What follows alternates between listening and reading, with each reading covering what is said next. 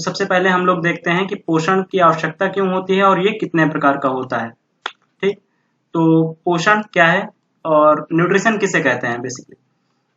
तो न्यूट्रिशन या पोषण फूड या भोज्य पदार्थों का वह अध्ययन जो ये निर्धारित करता हो कि जो भोजन है उसमें भोज्य अवयवों की क्या मात्रा है, और ये हमारे एक व्यक्ति के हेल्दी ग्रोथ का क्या मतलब हुआ कि मतलब आपकी बॉडी और वेट में एक सामंजस्य बना रहे।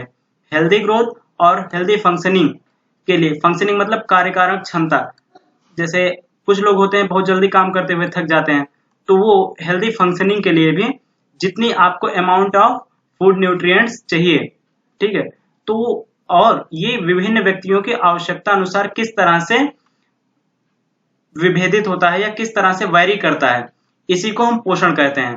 तो पोषण किसे कहते हैं? पोषण भोज्य पदार्थों का वह अध्ययन जो ये निर्धारित करता है या जो ये आंकता है कि जो भोजन है उसमें जो न्यूट्रिशनल कंटेंट है, मतलब प्रोटीन, कार्बोहाइड्रेट, विटामिन, वसा, ये, और वो किस मात्रा में किसी व्यक्ति की हेल्दी ग्रोथ और हेल्दी फंक्शनिंग के लिए आवश्यक है, तथा ये विभिन्न व्यक्ति की आवश्यकता अनुसार किस प्रकार से वैरी करता है, इसे ही पोषण कहते हैं। ठीक है, फिर अब बात आती है न्यूट्रिशन हो गया, ठीक है, तो न्यूट्रिएंट्स क्या होते हैं? न्यूट्रिएंट्स इसी वर्ड से न्यूट्रिशन का उद्भव हुआ है। ठीक है, न्यूट्रिएंट्स, तो न्यूट्रिएंट्स को हिंदी में हम लोग पोषक तत्व कहते हैं, और अगर हम लोग इसकी परिभाषा देखें तो न्यूट्रिएंट्स आर मॉलिक्यूल्स, ये कण होते हैं, ये भोज्य कण होते हैं वास्तविक रूप में।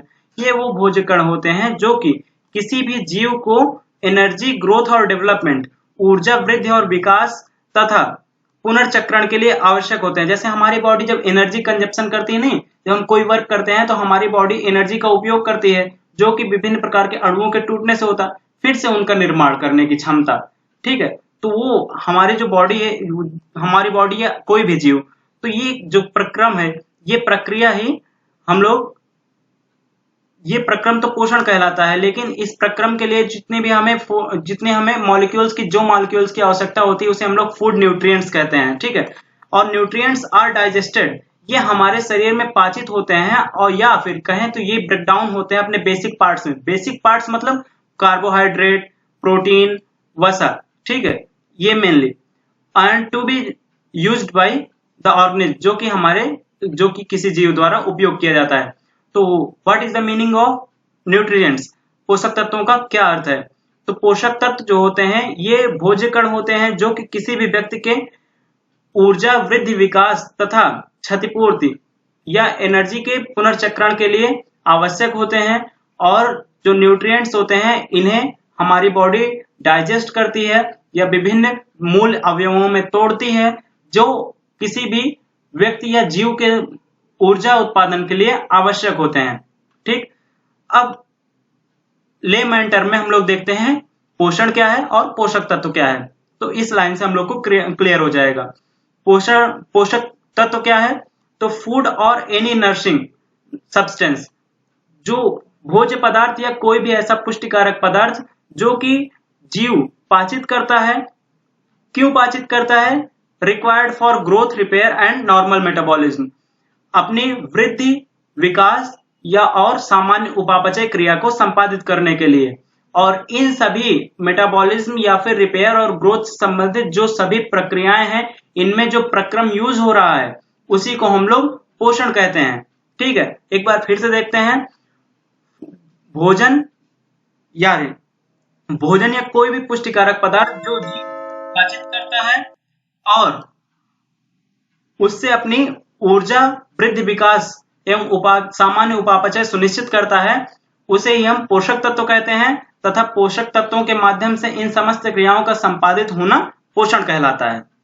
अब देखते हैं हम लोग what is the meaning of nutrients, what is the types of nutrients, मतलब ये कितने प्रकार का होता है या how many types of nutrients.